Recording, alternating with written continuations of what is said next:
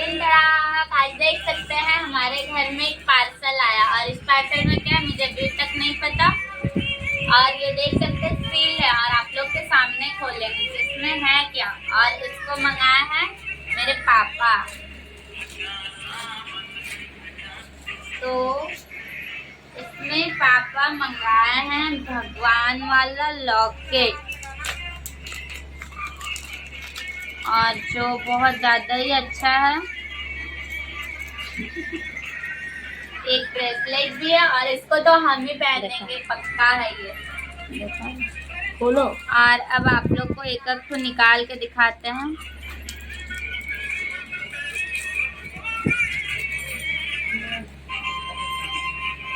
ये है बजरंगबली, इसी टाइप के 3 है, देखिए।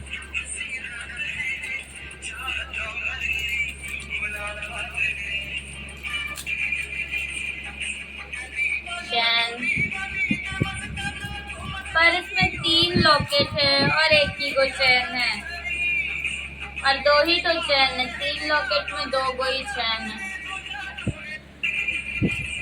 और एक ये है।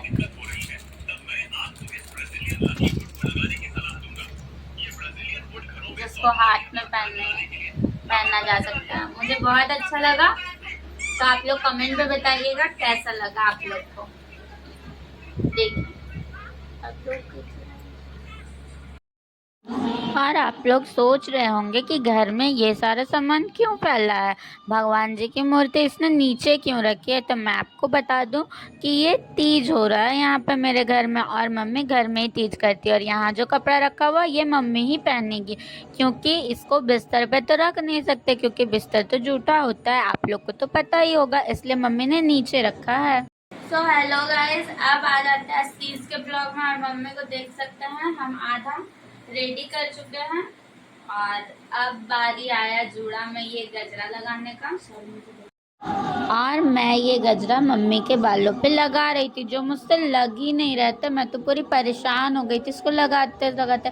और अब बताओ कौन पलंग पे किसका किसका नजर जा रहा है उस मिट्टू को देखने के लिए। क्या आपको पता है वो कौन है? वो हमारे घर का फैमिली मेंबर, वो मेरा छोटा भाई है। खैर वो सब तो बातें होती रहेगी। आप लोग बताओ ये जूड़ा कैसा लग रहा है? ये जूड़ा मैंने खुद ही बनाया।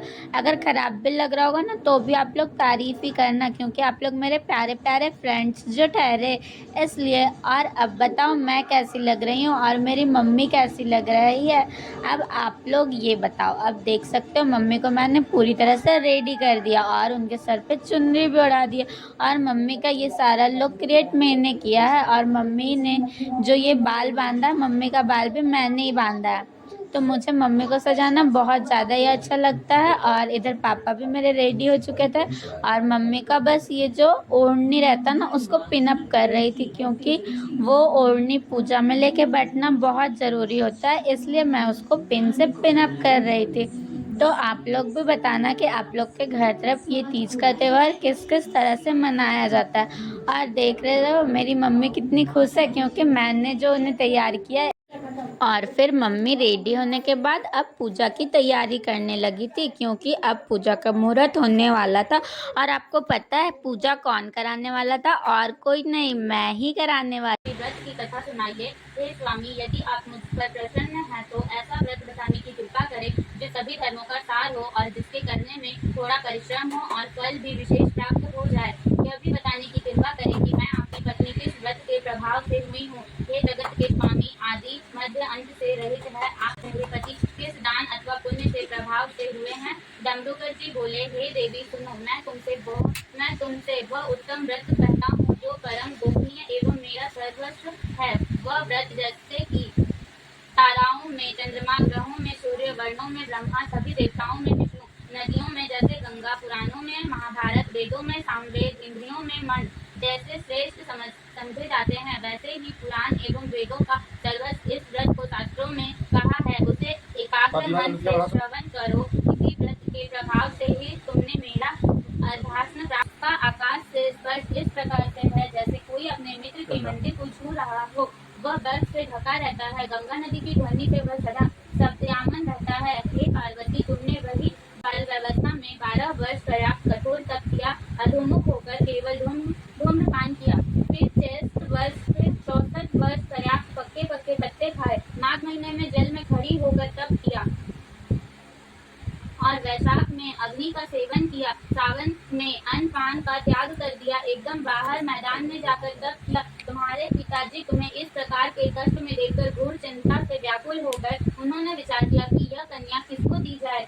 उस समय ब्रह्मा जी के पुत्र परम धर्मात्मा श्रेष्ठ मुनि श्री नारद जी तुम्हें देखने के लिए वहां आ गए। उन्हें अर्ध आसन देकर हिमाचल ने उसे कहा, हे श्रेष्ठ मुनि, आपका आना शुभ हो। बड़े भाग्य से ही आप जैसे विष्णु का आगमन होता है। कहिए आपका शुभ आगमन किस कारण से हुआ है। श्री नारद जी मुनि बोले, हे पर्वत राजा सुनिए, मुझे स्वयं विष्णु भगवान ने आपके पास भेजा है। आपकी यह कन्या दर्शन है। किसी योग्य व्यक्ति को संकर्ण करना ही उत्तम है। संसार में ब्रह्मा, इंद्र, जम्बूकर इत्यादि देवताओं में वासुदेव श्रेष्ठ माने जाते हैं। उन्हें ही अपनी कन्या देना उत्तम है। मेरी तो यही समानती है। हिमालय बोले, देवाधिदेव वासुदेव यदि स्वयं ही जब कन्या के लिए प्रार्थना कर रहे हैं और आपके आगमन का भी यही प्रयोजन है, तो अपनी कन्या उन्हें ही दूंगा। यह सुनकर नारद जी वहां से अंतर्ध्यान होकर जम्बूकर चक्र गदा पक्षधारी श्री विष्णु जी के पास पहुंचे। नारद जी बोले, हे देव, आपका विवाह निश्चित हो गया है। इतना ही कहकर देव ऋषि नारद जी चले आए और इधर हिमालय राजा ने अपनी पुत्री गौरी से प्रश्न होकर कहा,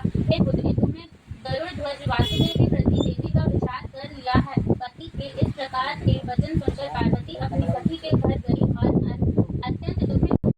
चतुरानन पंचानन राजे, हंसानन गरुड़ासन विश्वासन साजे, विघ्न विघ्न करते विघ्न जन मोहे, अक्षमाला वनमाला मुंडमाला धारी, चतुर्णी मंद सोहे बोले शशिधारी, सतमांगल विद्यमांगल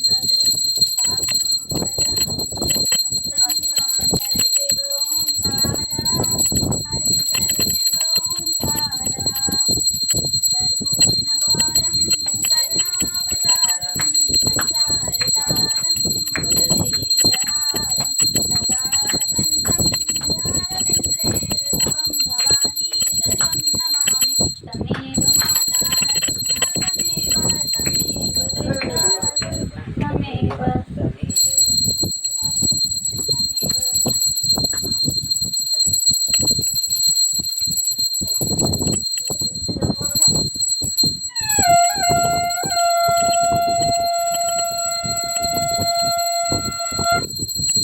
मुझे 101 रुपया बहुत ज्यादा नहीं हो जा रहा। दीजिए, मम्मी दीजिए। रेट का थोड़ा बजट कीजिए ना। बजट में लीजिए। आपको हम पढ़ के सुना है, दक्षिणा दीजिए। अरे काम। तो अब आप लोग मुझे बताइएगा रात को मेरा पूजा कैसा लगा। कमेंट में ज़रूर बताइएगा और बताइए किसके घर तरफ ये व्रत कथा सुनाई जाती है जो आप लोग ने इससे पहले सुना। और अभी हो चुका है मॉर्निंग, तो मॉर्निंग में तो तीज व्रत अब खुलने वाला था ना, तो इसलिए अब यहाँ पे प्रसाद कट रहा था, क्योंकि यही प्रसाद ही हम लोग सभी लोगों को बटेगा। और मैं तो तीज पूजा का इंतज़ार सिर्फ यही सब फल प्रसादी खाने के लिए करती हूँ, क्योंकि इस तीज में ना बहुत सारा कुछ खाने के लिए मिलता है और मुझे तो बहुत बेसब्री से इंतज़ार रहता है। किसको किसको मेरी तरह बेसब्री से इस तीज का इंतज़ार रहता है, आप लोग ज़रूर बताइएगा। और मेरी नज़र तो मम्मी के हाथ में जो सेव है ना उस पे ही गड़ी हुई थी, कब मुझे ये सेव मिलेगा खाने को। और देख सकते हैं ये रहा मेरा लक्की, जिसको जो मेरी तरह ही है, उसका भी ध्यान सिर्फ खाने पीने की चीज़ों में ही पड़ा रहता है। और आप लोग तो देख ही रहे हो कैसे कर रहा वो खाने पीने की चीज़ों की। ले लड्डू ले लक्की। और मेरा पहले तो खाए खाते छटपटा दे प्लेट दे, उसका प्लेट दे। नीचे दे ना, नीचे तू बैठ के खा। लक्की खाएगा लड्डू। पहले तो खाए छटपटा।